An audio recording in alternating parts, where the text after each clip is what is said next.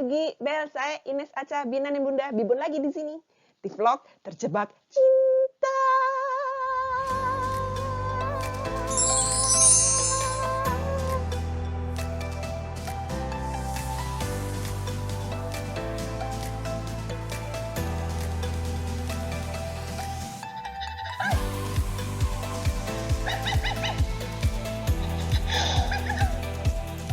Di vlog yang ketiga ini, Bibun akan nyambung cerita Bibun di vlog pertama dan kedua tentang 4 perbedaan antara tinggal di Kanada, di Quebec, dengan di Indonesia yang buat Bibun obvious banget harus dipikirin.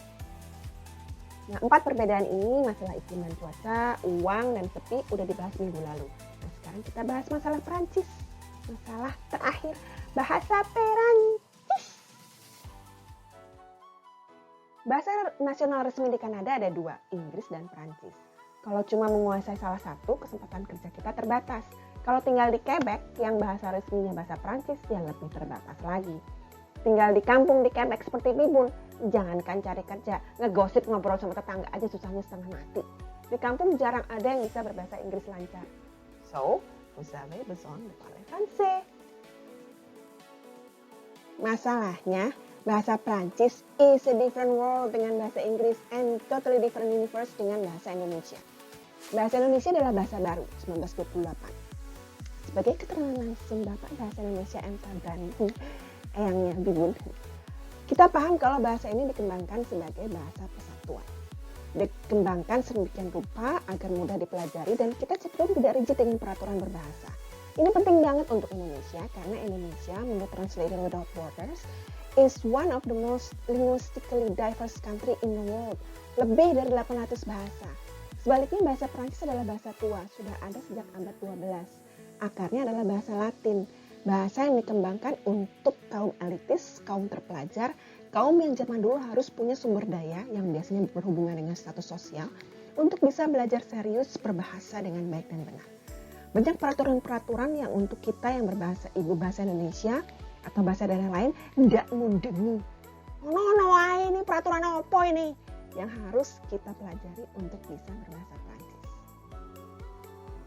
Sekilas tentang bahasa Prancis nih.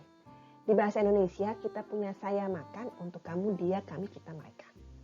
Di bahasa Inggris kita punya I eat untuk semua subjek kecuali dia, kita tambah S. Nah, di Prancis kata kerjanya harus disesuaikan dengan semua subjeknya. Kita nyebutnya dikonjugasi. Nah, ini baru untuk present. Di Indonesia kemarin, tahun lalu, tahun 1000, sama-sama saya makan. Di Inggris kata kerjanya berubah, tapi sama untuk semua subjek. Nah, di Prancis kata kerjanya semua harus berubah berdasarkan subjeknya. Nah, kita nyebutnya passé simple. Tapi passé simple ini biasanya dipakai untuk tulis-menulis. Untuk percakapan dan tulis-menulis yang nggak resmi, kita memakai apa yang kita sebut konjugasi yang lain, yang kita sebut passé composé. Nah, ini kata kerja mangzenya sama untuk setiap subjek, tapi di depannya harus ditambah kata avoir yang juga harus disesuaikan dengan subjeknya. Dan ini baru 3 contoh dari 21 peraturan merubah kata kerja yang harus kita pikirin. Dan peraturan ini nggak seragam untuk setiap kata kerja. Banyak banget kata-kata kerja penting yang nyeleneh abis. Contohnya, to be dalam bahasa Inggris. Coba kita lihat konjugasi untuk setiap subjek. Mana nya? Mana coba? Paling untuk gula mirip-mirip dikit ada E sama T-nya. Untuk passé simple-nya, apalagi? Mana yang mirip nya mana? Udah gitu, gak kayak bahasa Inggris dan Indonesia, tiap kata benda ada gendernya. Ada feminin, ada maskulin. Dan gender ini mempengaruhi tata bahasa banget. Contoh yang paling gampang, pisang dan nanas. Dua buah ini sama-sama sebuah di bahasa Indonesia dan di bahasa Inggris. Tapi di bahasa Prancis karena pisang itu feminin, dia nanas maskulin, dia Dan adjektifnya juga kemudian harus disesuaikan. Dan ini hampir totally random. Kita harus ngapalin sekian banyak kata, mana yang feminin dan mana yang maskulin. Katanya sih 75% yang ending dengan E itu feminin. Tapi di bahasa Prancis, di belakang hampir nggak pernah dipronoun. Jadi gimana kita tahu pisang itu feminin, di pronounsnya banan, bukan banane. Kita baru tahu kalau kita baca. Dan ini kan paling menyebalkan berbahasa Prancis itu buat Bibun di pronunciation. Di Indonesia itu mau ngomong selamat, mau ngomong selamat, mau ngomong selamat, mau ngomong selamat.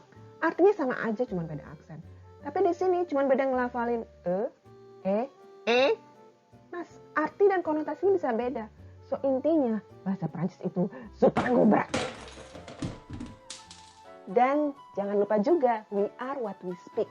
Bahasa mempengaruhi pola berpikir kita. Orang Indonesia dibandingkan orang berbahasa Prancis menurut Bibun cenderung santai dan nggak pedulian sama the way and how they talk. Dengan banyaknya bahasa di Indonesia, dan dalam satu bahasa, even kita punya berbagai aksen, otak kita ngabisin banyak waktu untuk berpikir konteks rather than grammar and pronunciation dalam memahami komunikasi. Pernah nggak kita dengar ke pasar orang ngomong, Bapak, berapakah harga tomat ini 1 kilonya? Jarang banget ya. Oh, yang paling sering Bibun dengar orang berbahasa Indonesia baik dan benar itu sehari-hari itu di Alor, surprisingly. Dan of course, cuman pejabat dan pertemuan-pertemuan resmi di mana kita bisa mendengar atau membaca bahasa Indonesia yang baik dan benar. Dan di Indonesia, karena kita punya banyak aksen, juga kita terbiasa untuk santai. Kalau kita dengar orang asing ngomong, saya mau memesan es jeruk, kita paling hihihi. Tapi kita ngerti gitu, dia maunya es jeruk. Tapi kalau kita comparison di sini lah, misalnya Bibun ngomong pakai bahasa Prancis dengan aksen yang kental banget di restoran. Dia nanya saya mau minum apa, biar Bibun mau minum apa. Terus Bibun bilang, saya mau minum es jeruk. Mereka pasti langsung, saya nggak ngerti apa itu maksudnya. Saya mau minum es jeruk. Dan juga bahasa Indonesia itu dipenuhi oleh orang-orang yang bisa berbahasa Deo.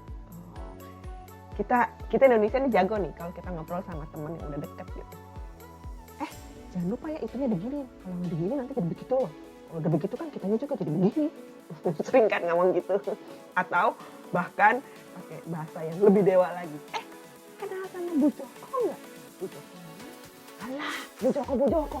Oh Bu Joko, iya kenapa? There is no information whatsoever, tapi kita ngerti. Di bahasa Prancis dan bahasa Inggris, hampir gak pernah Bibun dengar, it has to be like this, so it can become like this, and it will become like that.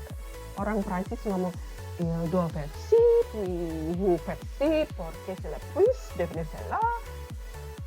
Jarang banget.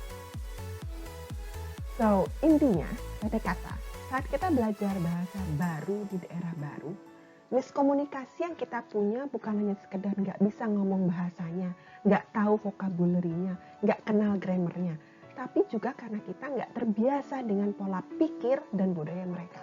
Nah, Bibun akan bikin vlog mengenai ini lebih lanjut, plus kursus kilat bahasa Prancis khusus buat orang kampung sigap Bibun, Nora, rek jadi turis nanti di vlog berikutnya.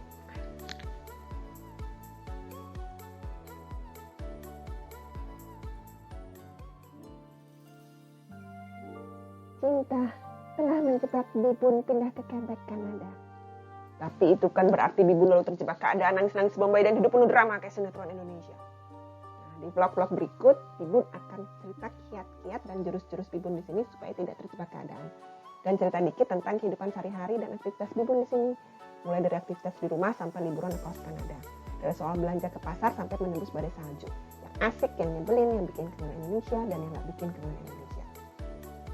Keempat hal ini emang harus dipikirin. Tapi jangan lupa bahwa selalu ada dua sisi dari satu keping uang. So, keempat hal ini juga memberikan sisi lain yang asik dan seru. Jadi kita juga bisa bersikap, emang dipikirin? Instead of, emang dipikirin. Kita bahas di vlog ke depan ya. Dah, love you. Subscribe belum?